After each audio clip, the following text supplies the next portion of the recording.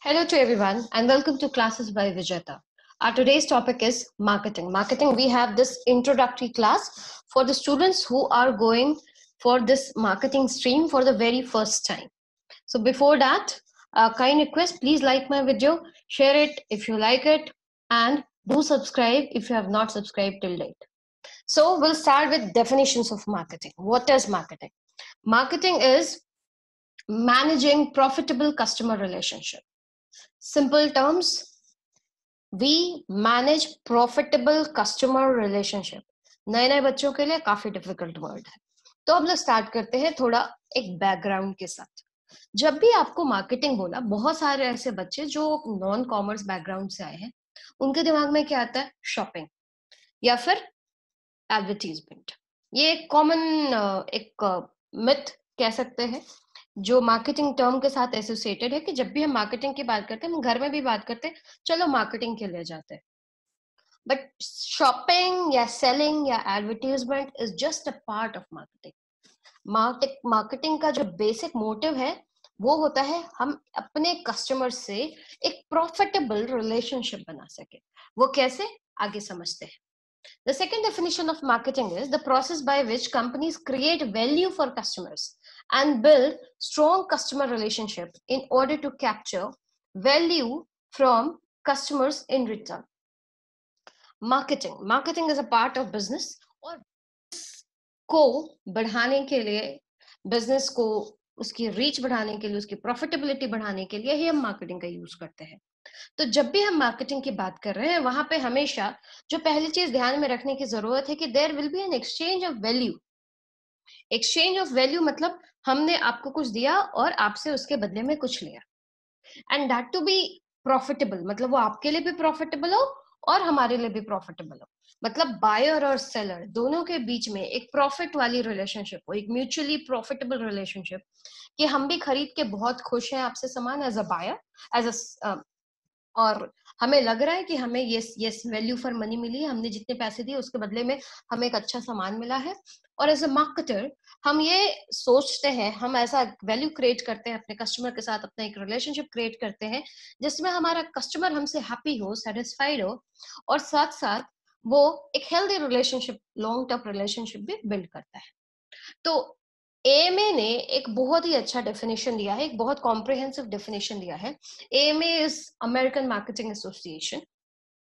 उनके अनुसार से मार्केटिंग या marketing management is a process of planning and executing the conception, pricing, promotion and distribution of ideas, goods and services to create exchanges that satisfy individual and organizational goals.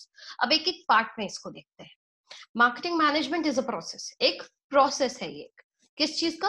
Planning और executing का. आपने पढ़ा होगा management principles में, planning and execution.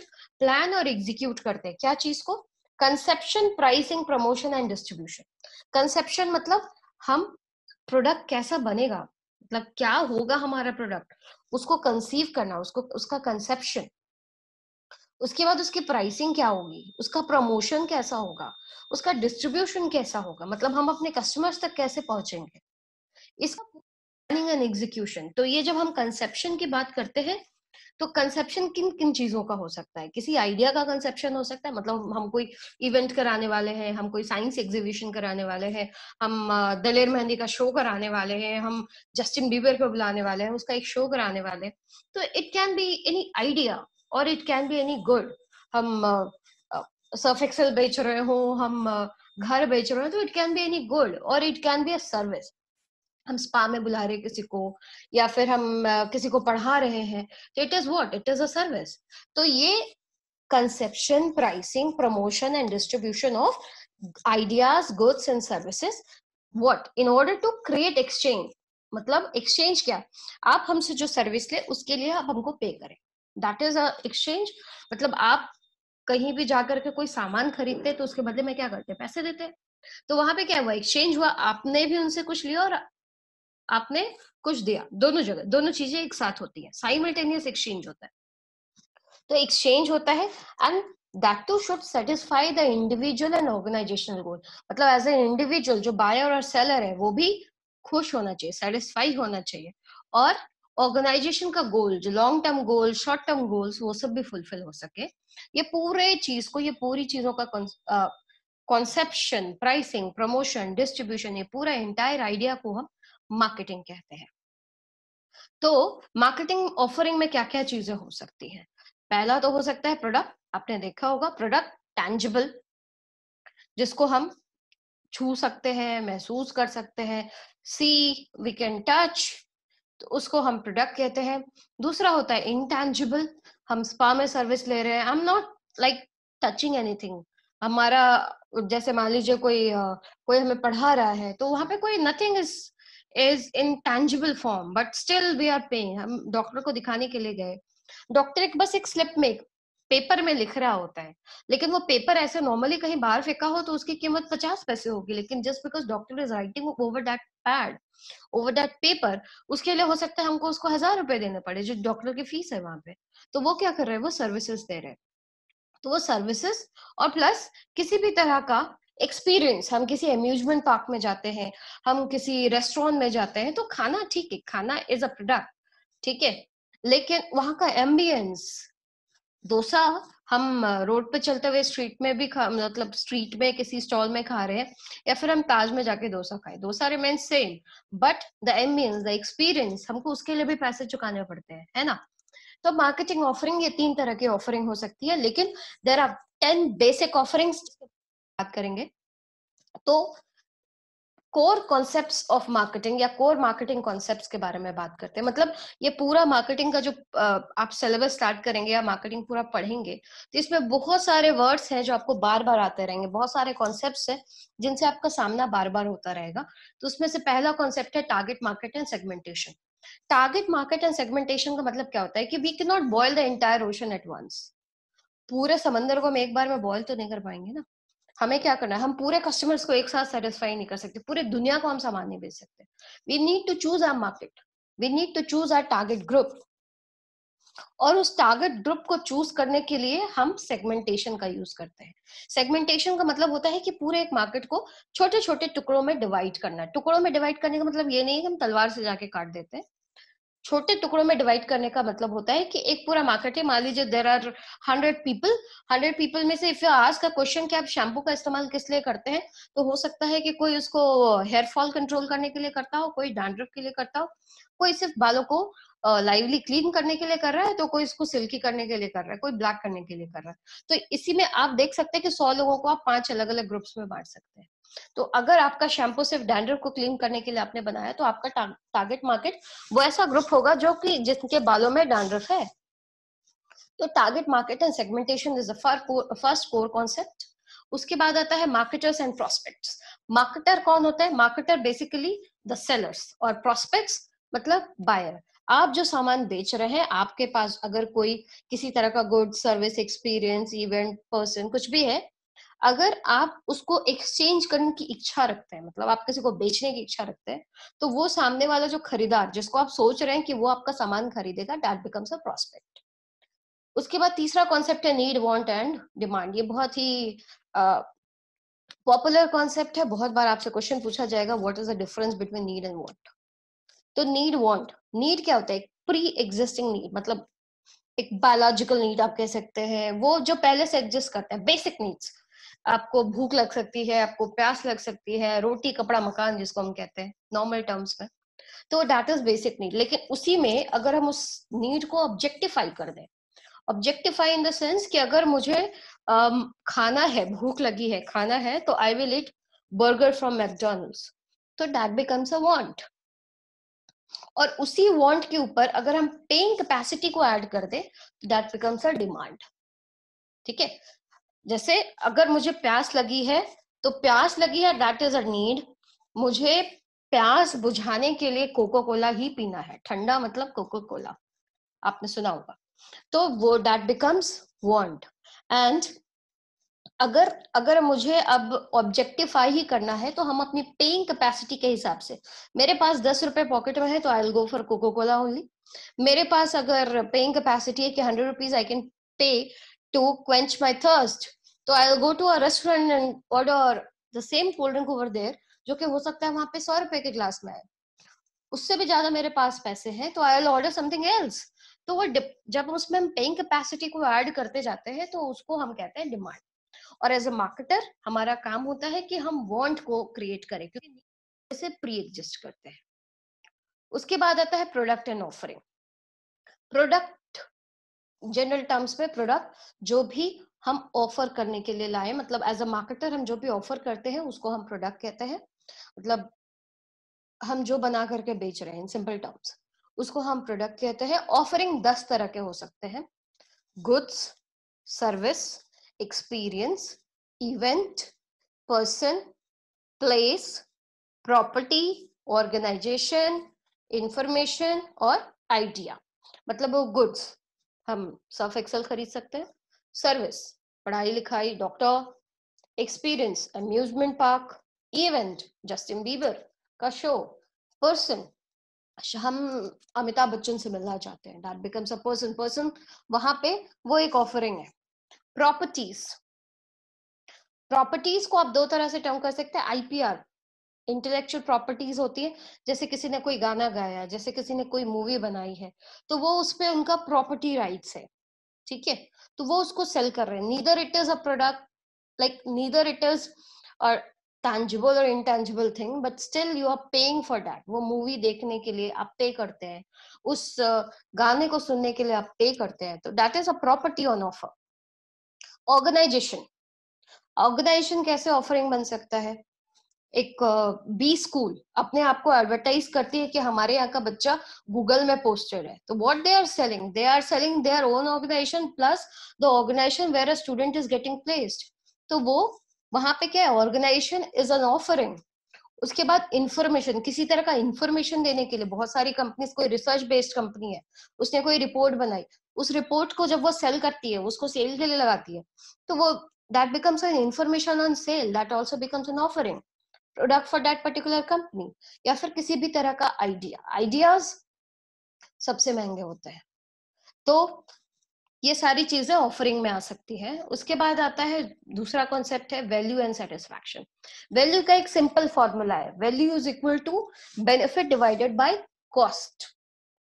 मतलब आपने जितने पैसे चुका के जो बेनिफिट आपको मिलता है उसी को हम वैल्यू कहते हैं।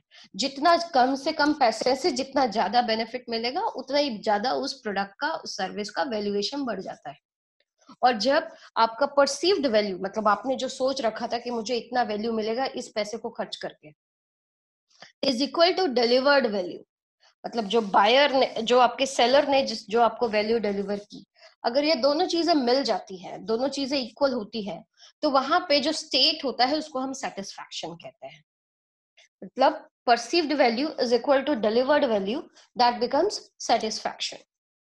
उसके बाद आता है एक्सचेंज एंड ट्रांजेक्शन। मार्केटिंग में सिर्फ और सिर्फ जो अल्टीमेट मोटिव है किसी भी मार्केटिंग या बिजनेस एक्टिविटी का, there should happen an exchange between the buyer and the seller. Buyer और सेलर के बीच में एक्सचेंज होना चाहिए, और वो एक्सचेंज हमेशा एक ट्रांजेक्शन का फॉर्म लेता है। मतलब हमने कुछ एक्सचेंज में दिया या लिया, उसके बदले हमें कुछ पैसे चुकाने पड़ते हैं। वो पैसे वो हो सकता है मॉनेटरी टर्म्स में हो, वो हो सकता है वैल्यू टर्म्स में हो एक्सचेंज, तो it always by some sort of transaction. उसके बाद आता है रिलेशनशिप एंड नेटवर्क। मार्केटिंग में सबसे पहला ही डेफिनेशन आपने पढ़ा था कि customer relationship is the basic motive. मतलब कस्टमर के साथ हमारा रिलेशनशिप अच्छा होना चाहिए। मतलब हम जब भी कुछ ठंडा पीने के बारे में सोचे तो हमेशा हमारे दिमाग में कोको कोला का ध्यान आ जाता है या पेप्सी का ध्यान आ जाता है।